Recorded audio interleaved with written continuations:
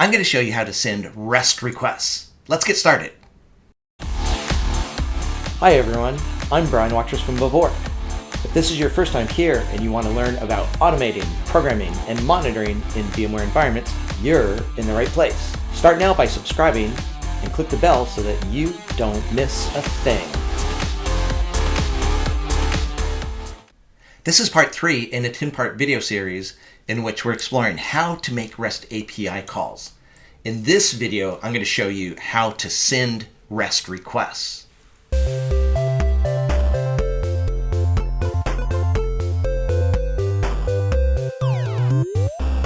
Now, as I said before, there are lots of REST APIs available that you can use to practice, but how are you going to find them? Well, one way to find those would be to go open up a web browser of some sort and search for something such as free REST API endpoints for testing, do a search, and all the different search results that you see here are potentially going to give you access to loads and loads of different REST API servers. For our purposes here, why don't we go into this one from Mixed Analytics, so not affiliated with Mixed Analytics, just picking them randomly, or at least seemingly randomly here.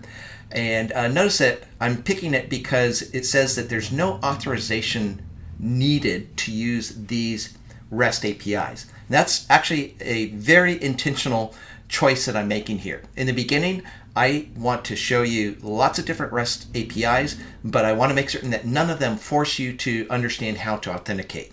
We'll talk about authentication later on, but for right now, we definitely want to avoid authentication. So let's go ahead and click on Big List of Free and Open Public APIs, no auth needed. And when we go there, this table here has a list of a gazillion different APIs that you can use to practice. And/or some of these are actually useful for real-world development that you'll use. Now, I happen to have been messing around with one called the Board REST API. As you can see, it gives us a sample URL. I'm going to go ahead and click on that URL. And as you can see, it's taking us to the boardapi.com/API/activity. And what this REST API does is every time you call it, it's going to return an activity that you could perform if you're sitting around bored one day. So for example, you could learn how to use a French press, and it's got other information about that particular activity. Now, whenever you start working with REST APIs, as I mentioned before, you're going to need to find the documentation to understand everything that you can do with that REST API. I happen to know from messing around with it that if you simply go to boardapi.com, leave off the rest of that URL, just go to boardapi.com. When you go there, they'll show you an example down here, but notice there's a section here called Check Out the Documentation. Let's go ahead and click there. And as you can see, one of the URLs, one of the operations that you can perform is a get board.com/API/activity. And it gives you information about what that's going to do. Or you can say get boardapi.com/API/activity key equals key. And there are more and more of these different operations that you can perform. If you'd like to, you actually have enough information from the earlier part of this video to start creating some REST requests based on the documentation that's in here. Now, I'm going to actually step you through this again, but at some point, you're going to have to learn to start reading the documentation yourself. So maybe this is when you're going to start trying. If you can create some REST requests using this information, that's great. If not, don't worry. I'm going to show you how to do it. So we can see lots of different API operations that we can call here. So why don't we pop back into Postman and start creating some REST requests. Now, if we wanted to, we could put those requests into our jokes collection, but that doesn't make any sense. We probably ought to have a new collection. So let's click on New. We'll click on Collection, and I'm going to call this collection Board. Let's call this one boardapi.com, because I believe that's what I called the collection in GitLab. All right, so we're going to create a collection called boardapi.com, and in there, let's create a new request. Again, you can create a request here initially, or once you start creating a request, you'll have to click New and click HTTP. And for this first request, once again, we're going to do a get. Later on, we'll work with some APIs where we can do posts and puts and patches and deletes and so forth. But for right now, we're still going to stick with get. And the base URL is https://boardapi.com. And the remaining portion of this URL is the path or the endpoint for the operation that we want to perform. In this first case here, we want to do a call to API/activity. And again, there's lots of other things that you'll at times need to specify for your request. But in this simple case, all we have to do is specify the HTTP method and the URL. Now, why don't we go ahead and save this request before we send it? And let's give it a more useful name. For example, let's call this one get1activity. And again, we need to say where we want to save it. This time I don't want to save it in the jokes collection, so I'm going to go back up to my demos workspace, and I'm going to choose the boardapi.com collection. So we're going to go to that collection. We're going to save a request called get1activity. We'll click save. And now that we've done so, we're going to click on send. And as you can see, we've gotten a response, but before you go looking at the response body, what are we supposed to look at? The first thing you're supposed to look at is the status code. Here we got a status code 200, that's in the 200 range. That means this request succeeded, and therefore our REST response body has, in this case, an activity. So, here's an exciting activity, one I'm going to do for sure sometime soon. Clean out your garage. Now, earlier when we saw, actually let's go back there, when we saw us run this request just through our web browser, there wasn't really a whole lot other than the activity in its raw form itself. It's not formatted, it's not particularly easy to work with. You can call REST operations with just a web browser, but in general it's going to be easier and better to use a client such as Postman. So notice here in Postman, we can see that same activity, but it's been formatted in a pretty fashion. Again, this particular response body is in JSON format. Other REST servers might return other formats, and some REST servers have the ability to return multiple formats. You just have to tell them which one you want to return. But in this case, this is in JSON. And as you can see here, we've got an activity, and for each of the activities, it's going to tell us it gives different types for each of them. So there's recreation, there's busy work, and so forth. It tells you how many people need to perform this particular activity, and other information, including it looks like there's a key that identifies this specific activity. Now, in order to understand what all this information is that we're getting in the response body, you're going to want to check the API documentation to find out what on earth all this info is. Again, I picked a pretty straightforward example here, but and you can look at most of these and figure out what they are. I don't quite know what link is. Price, that's intuitive. Accessibility, that probably means how accessible is to this to people. So is this an easy activity? Is it a hard activity? And maybe this is on a scale of 0 to 100 or 0 to 1. I don't know. I'd have to check the API documentation to find out exactly. But we're not going to be doing a whole lot with this board.com API. Boardapi.com.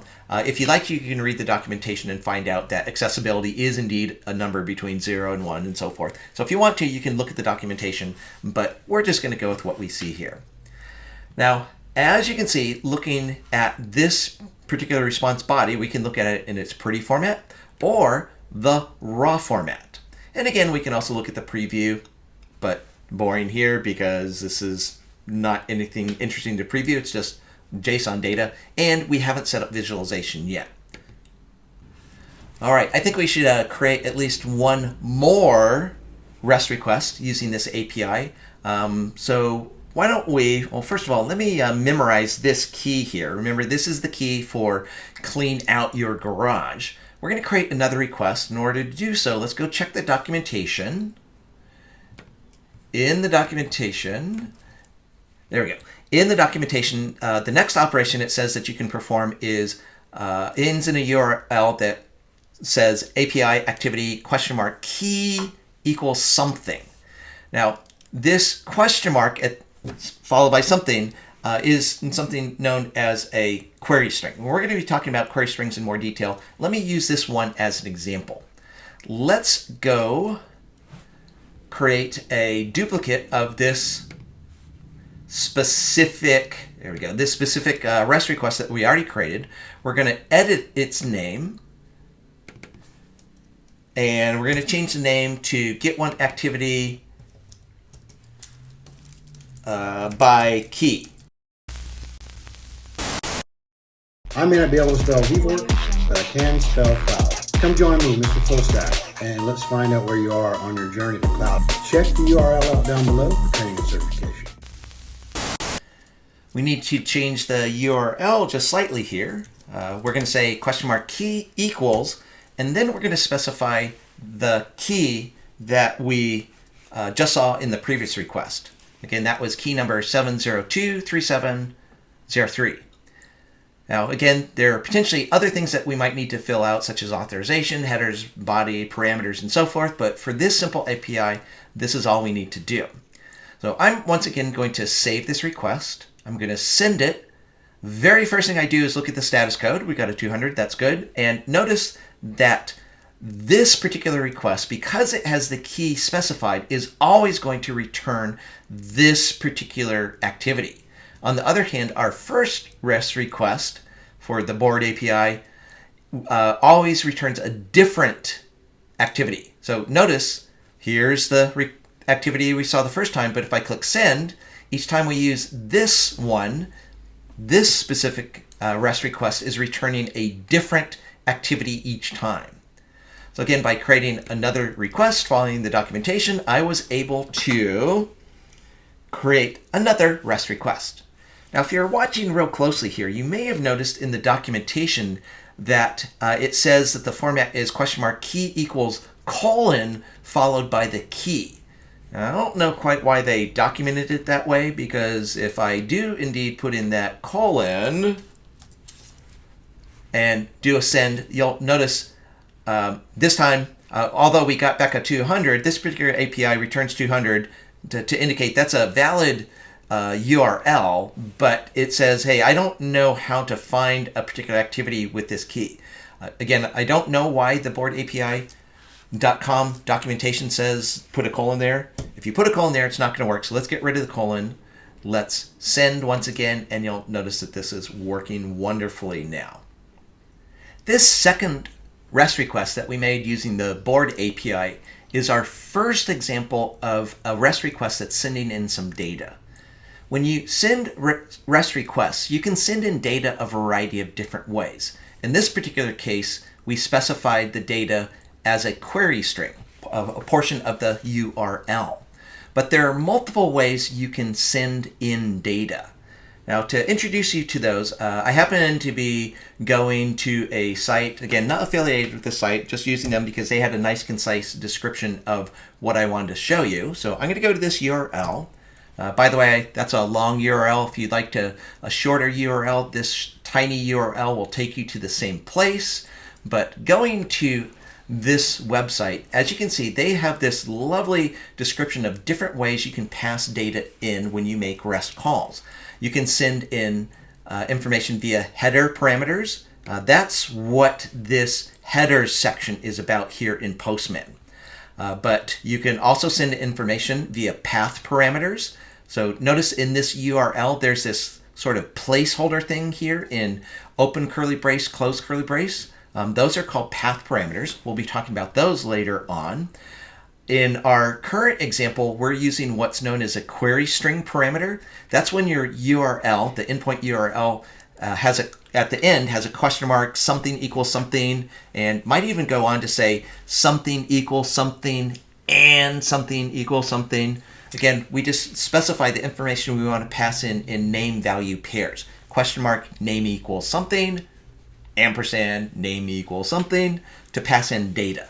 That's what we're doing in our current example. And additionally, there's a way of sending in data via what's known as the request body. And that is what this tab is for here in Postman.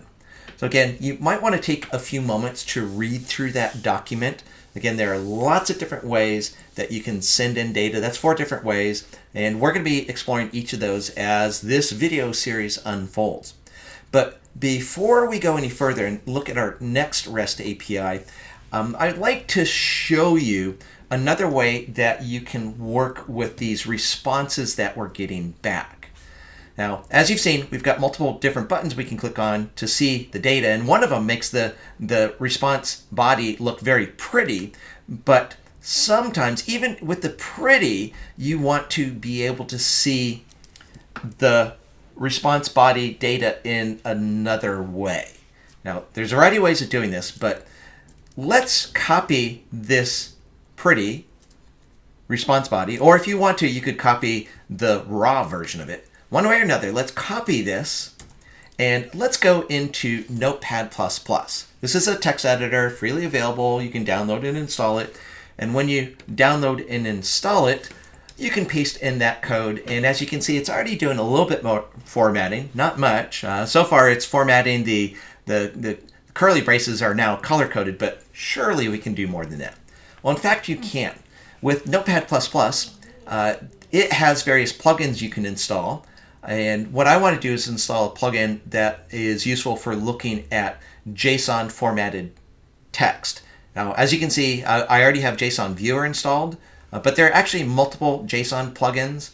The one I want to use, if we go to Plugins Admin, the one I want to use in this particular case, if we search for JS, there is a, let's find it, there is one called JSON Tools. Now I have to confess, I always forget what the difference is between these. There's JSON Tools, which I think is the one I want, and there's also JS Tool. Let's try this first one. I may have this wrong, but I'll show you how to install them both, and we'll figure out which is the one you really want to use.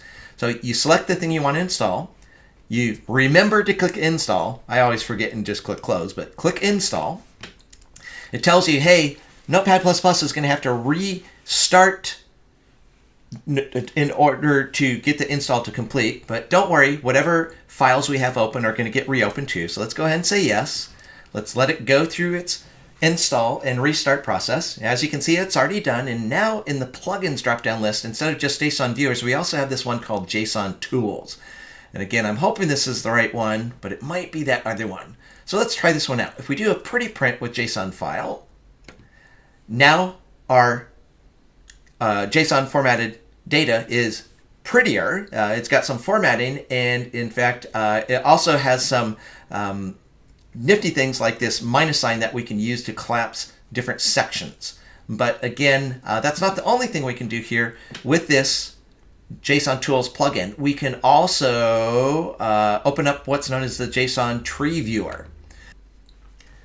This JSON Tree Viewer allows us to see the same stuff and actually understand the format. Now, I'm going to show you in upcoming portions of this video how to make more use out of what this JSON Tools, is that the one? Yeah, JSON Tools is going to allow us to do, including doing things like if we want to, we can filter to find just the thing we're interested in. So for example, maybe we're only interested in the type. Well, if you type a search string here, such as @type, again, type is the name of one of the pieces of information in here. If I submit the query over here in the tree viewer, now we're just seeing that one particular piece of data. Now, in this specific example, there's not a whole lot of structure here, so this search isn't all that useful. But I promise you later on, there are some very useful things that you can do with these queries. Now, as I mentioned before, in addition to JSON Viewer and JSON Tools, there's one more plugin that I know is readily available. If we go to Plugins Admin and we search for JS Tool, let's do a search, and again, there's another one here called JS Tool. I can install it real quickly here. Yes, let's go ahead and install it. With JS Tool, that's yet another one. But in my experience, out of all three of these, JSON Viewer, JSON Tools, and JS Tool, they all do essentially the same sort of things. But for the things that we're going to be doing in this video series, in my experience, JSON Tools is the one that is going to be the most useful, because it allows us to do that pretty printing that I showed you before.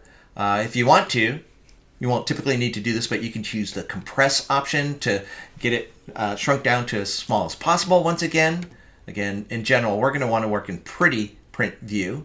Notice, by the way, we have key sequences that we can type instead here. So for example, I can type Control-Alt-Shift-P to do the pretty printing. So there's pretty printing, or Control-Alt-Shift-J to get the tree viewer to pop up again. And one other thing I like about the JSON tools is the settings. There's some useful settings in here that allow you to do things like change the amount of indentation and so forth. So for example, if you don't like this indentation, if you wanted these items between the curly braces to be indented, you can do that with the JSON, what's it called again? The JSON tools settings will allow you to set things like that. So again, we got another way of looking at the code. Again, at this point, it might not be obvious why exactly we're using Notepad++ to look at it when we can see the same JSON formatted code over here. And again, we can even see it pretty. So why would we use Notepad++? I promise it'll become clear as we go on through these videos why I keep Notepad++ on the side to look. Again, this simple example, it's not very useful to use Notepad++, but as we get more complex, we're going to see Notepad+ come in handy. So if you haven't already installed it, I'd recommend you install it right now. You'll recall that we were working with the boardapi.com API, and we discovered that API right here on a web page at mixedanalytics.com. Now, I'd like to remind you that this particular website and lots of others similar to them, such as these two, will provide you with loads and loads and loads of different REST APIs that you can work with. Now, we're going to continue working with more REST APIs, but you might, if you'd like to, start playing around with some of these APIs. One of the things that's going to pose a bit of a challenge, though, is that so far, our work with REST APIs, such as the Jokes API and the Board API, have limited us to using the get method. As you know from earlier in the video, get is not the only HTTP method. There are several other HTTP methods, including post, put, and delete. So we need to learn how to use those HTTP methods, and that's what we're going to talk about next.